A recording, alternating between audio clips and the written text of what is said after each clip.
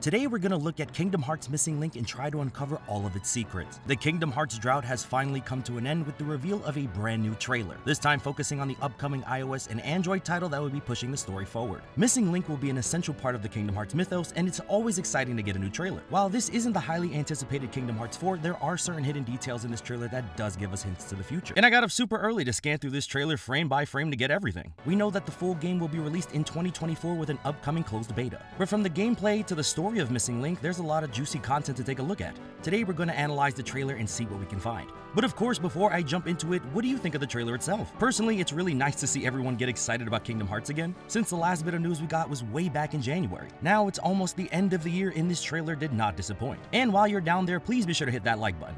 I know they're doing this closed beta in waves between regions, and the United States has not been selected yet, so that like will hopefully make it so I can participate when it drops out here. Fingers crossed anyways.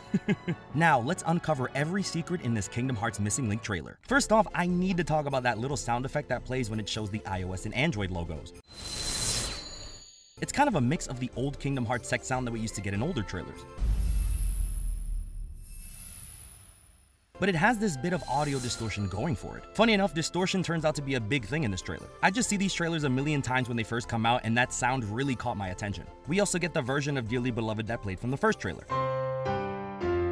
In this sequence, we see the player character experiencing a dive to the heart. This is a common thing in Kingdom Hearts whenever characters start to get a bit more introspective. It also usually acts as the first location in Kingdom Hearts games, although instead of being summoned by his own heart, he is summoned by Ephemer and Skuld, both of which are surrounded by the original Union leaders from the Age of Fairy Tales. With Kingdom Hearts Missing Link being a sequel to Kingdom Hearts Union Cross, the game will be picking up from where that entry left off. In this case, both Skuld and Ephemer had a close connection to the player character in that game. Now, this player character has been reincarnated into this gentleman in white here. It seems like his friends from a past life are trying to get in contact with him. Also, this is a parallel to Sora dropping in Dream Drop Distance. In that game, it was used to switch between characters, but I just thought this animation was too close to one another for it to just be a coincidence. The quotes, "On the night you opened up your eyes in this world, the stars beautifully distorted rain down from the pitch black sky." Now, this sounds like it's spoken from a new character that we meet later in the trailer, but ultimately speaks about how the player character appears in this new world. In Kingdom Hearts, characters are usually launched from their own world when they fall to darkness, so shooting stars have been a constant in being thrown from where you belong. Then we shoot over to the official genre of Missing Link, GPS action RPG. A lot of people have feelings towards this feature, but fortunately those feelings are put to rest later in this trailer. The next clip shows our player character seemingly on a beach outside of Skala Ed Kylum. This is very much a version of Skala from the distant past, long before the events of Kingdom Hearts 3. We were searching the coastline where the fallen star was observed. Shows that this is where our player character is found at the beginning of the story. And the beach has always been an important part of Kingdom Hearts, so starting here almost feels poetic. The next shot shows us a better look at this construction site. Before the full reveal, the developers showed this image on social media. A lot of people looked at this as a symbolic hint to the game being under development, but it also happens to be a recurring place in Skala Ed Kylum. There also seems to be this giant hole present in the center. I wonder what's at the bottom of it. Maybe it's the fractured remains of Daybreak Town?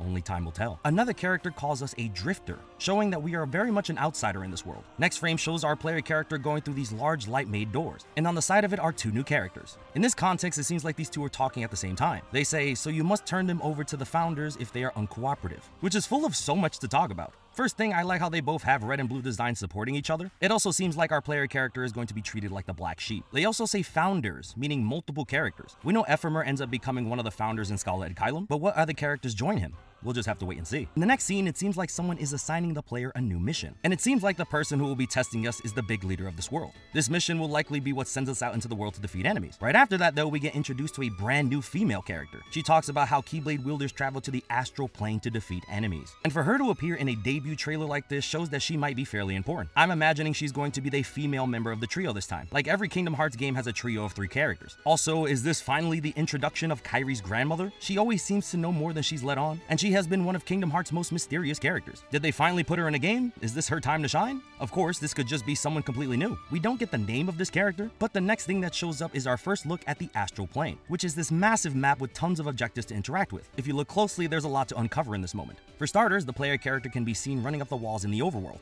There are also brand new renders of a variety of Disney characters. Looking in the back, we can find Rue, Belle, Jax, and even a behemoth surrounded in darkness, with the behemoth being a raid battle that players can team up to defeat. There are also new Heartless Heartless designs as well. There's this small white one that looks like a red Nocturne enemy, then there's this flying Heartless that looks a lot like the Knights. The game will also show Heartless hiding behind certain structures. Also, the alien from Toy Story show up. The game text reading, the Astral Plane is a world connecting existence and non-existence. Currently, the concept of non-existence is something that only exists in Kingdom Hearts 4. Wherever Sora ends up in this trailer is directly connected to the Astral Plane. It's also this foreboding dark cloud in the distance. Although I think the most important reveal in this trailer has to come from this quote right here: "Travel the world without stepping outside." A lot of people were worried that the game was going to force the GPS mechanic on you, since it seemed like you needed to physically walk to a location in order to participate, being similar to something like Pokemon Go. But the trailer says it right here. It looks like you'll have full access to the game from at home. Shout out to all the people who want to stay in the house. We get another look at the world map from a more zoomed out perspective, and it goes fairly fast. The first group shows us new renders of Winnie the Pooh and Mayweather. Then there's also a timer on top of the behemoth Heartless. Since these are raid battles, it's likely how much time is left before the raid comes to an end. Then there's also this one being blacked out. I'm thinking maybe the player hasn't reached this area yet, showing off a spot the player hasn't been to. And of course, we have a new character model with this strange hooded figure. These are new to Missing Link and will likely tie to the game's story. What their role is currently unknown, but looks like we're going to be battling against them. Zooming out the map even more shows so many Disney characters, it's kinda insane. We get Baymax, the White Rabbit, Prince Philip, Heffalump, Hero, the Wardrobe from Beast Castle, Flynn Rider, Snow White, Maleficent, Piggy, and so much more. I already know it's going to be a trial trying to get every Kingdom Hearts character. There are also these elemental symbols located on the map, where one is located with a raindrop and another with a thundercloud. Not sure what these do just yet, but if I were to guess, I imagine going to these spots will boost the attack damage of those attacks, or maybe increase enemy attacks of those elements. The map continues to zoom out to reveal that this is just planet Earth, and big treasure chest icons can be found from this far out. Next up, a dark side appears out of a giant portal, and we're introduced to a brand new character. This redhead here gets completely bodied by this dark side Heartless, but this has led me to believe that this is the third character for our Missing Link trio. With the player character, the girl, and the redhead, our group for this entry is complete. By the way, I love these boots. I just love these boots so much. Before getting hit, we see he's holding a strange looking Keyblade, and the trailer starts talking about a calamitous star. If you look at the Keyblade, it's actually the Starlight Keyblade, although it's not the version we're used to from Kingdom Hearts 3, because this version is from Union Cross if the player is able to fully upgrade it. Reaching level 50 will give you a brand new design for the Starlight, but this version in Missing Link seems to be heavily damaged. The trailer calls it a rusty Keyblade, meaning this is likely the same Keyblade from Union Cross. The rust on the Keyblade could mean so many different things since this character is a reincarnation. Is it the remaining parts of his past trying to reconnect with him? This Keyblade is his last connection to his past life. And when they talk about the calamitous star, are they talking about this character being a sign of the end of the world? Because I mean, he already went through that a couple times, you know, no biggie. Next up, we finally get to see some gameplay. New renders of Riku, Mickey, Pinocchio, and Pooh appear as each one has its own elemental symbol. You can see that each attack has a cooldown after it's completed. Then there's also a better look at the game's jump button. We're also in this green lush environment facing off against a brand new Heartless. It looks like it has one of those big hats on, and the combo that the player is laying down is pretty brutal. The game mentions that you will visit Disney worlds in this game, but I'm not exactly sure where this location is. It doesn't seem like the Kingdom of Corona because of the palm trees, but there doesn't seem to be any water nearby for it to be the Caribbean. It does look like it could be Neverland from Birth by Sleep though. Maybe it's a brand new world that we haven't seen before. It's not weird for the phone games to introduce new worlds that haven't showed up in the mainline series. Maybe it's a connection to the Jungle Book or Moana. I'm just saying this is the only footage in the whole trailer that shows this spot. All the other combat situations are in Scala and Kylum. I think it's weird for them to show off one Disney world but not be specific about what it is. And we've also gotten new Keyblade upgrades in this trailer as well. When Kingdom Hearts Missing Link had its first closed beta, we were introduced to the Fortune Gear and Light Order Keyblades, two new Keyblades that have never showed up in the series. In the trailer, it seems like the version the player is using is a slightly different design. It's likely you're able to upgrade your Keyblades like you could in Union Cross. And like Union Cross, this will change the design of the Keyblade with each level. We get another combat situation on the beach fighting Heartless from Kingdom Hearts 3. This time we've got Sora, Ariel, Simba, and Baymax in our loadouts. All while this combat is happening, the text reads, "Societies are always trying to keep each other from getting their hands on them," talking about the character pieces that you collect. The word societies in this context reminds me a lot of the factions from Union Cross, where players were able to choose a union and build up Lux with their group. It sounds like more groups that will have infighting between them, and we all know how that went.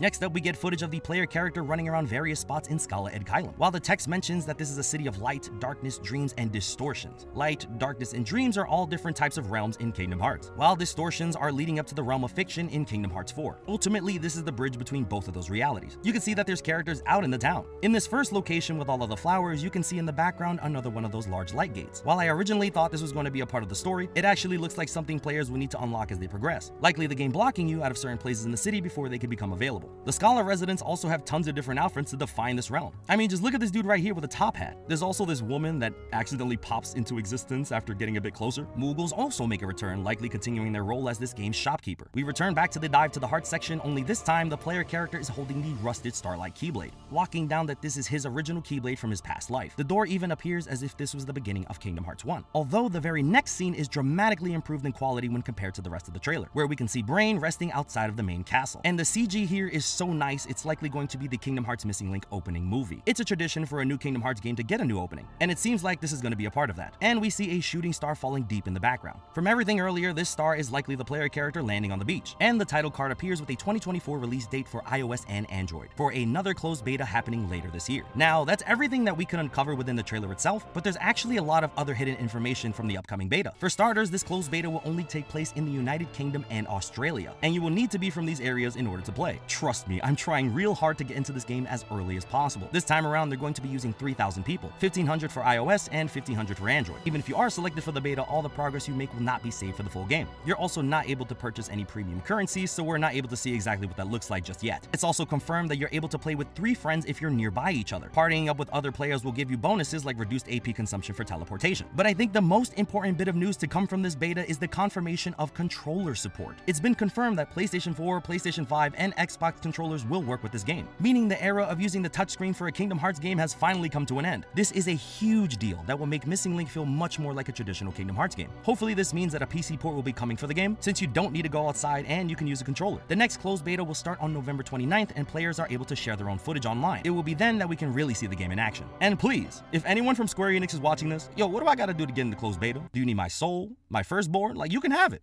For now though, I'm properly fed with my Kingdom Hearts content. Missing Link is shaping up to be much more grander than I was anticipating, and I cannot wait to get my hands on it and share it with you all. Hopefully you learned something new while watching this video. Kingdom Hearts is back, baby. Thank you all so much for watching. Please be sure to comment, like, subscribe, and stay awesome.